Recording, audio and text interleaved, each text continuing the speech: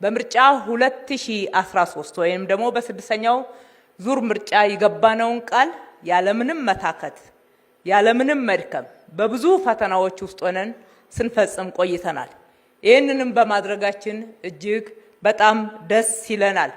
ምክንያቱም ስራን ሰርተን ውጤት ማግኘት ብቻ ሳይሆን ይሄ ማለት የህዝብ ሉዓላዊነትን ማክበር እንደሆነ በሚገባ ተረድተን ነው።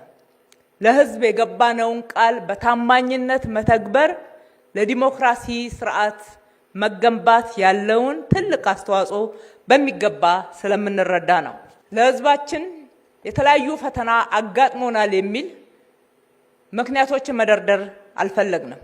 ፈተናዎችን እያለፍን ለህዝባችን የገባነውን ቃል አልቀን መፈጸም ችለናል።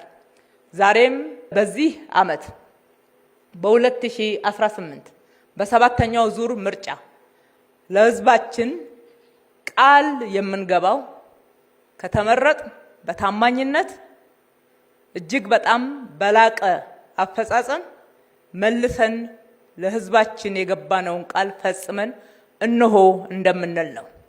ከገባነው ቃል አንሸራረፍም። ለህዝባችን ለሀገራችን ያለምነው ብልጽግና ነውና ለመበልጸግ ትላንትና ወደ ኋላ የቀረንበትን ታሪክ እያስታወስን በቁጭት በእልህ ታላቅ ሀገር ለመሆን ታላቅ ህዝብ ለመሆን ሰንቀን ታጥቀን እልህ ገብተን ነው የምንሰራው።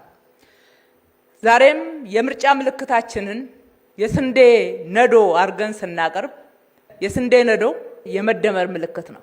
የስንዴ ነዶ የአንድነት ምልክት ነው። እያንዳንዷ ዘለላ በዛ ውስጥ የተደመረውን እቅፍ የሚሞላውን የተሳሰረውን ሁኔታ ስናይ የህዝባችን አንድነት፣ የህዝባችን አብሮነት፣ የህዝባችን በጋራ ሆኖ መስራት ለሀገራችን ብልጽግና እጅግ ወሳኝ እንደሆነ ብልጽግናም እንደ ፓርቲ ይሄንን ለማረጋገጥ እንደሚሰራ ቃል በመግባት ነው።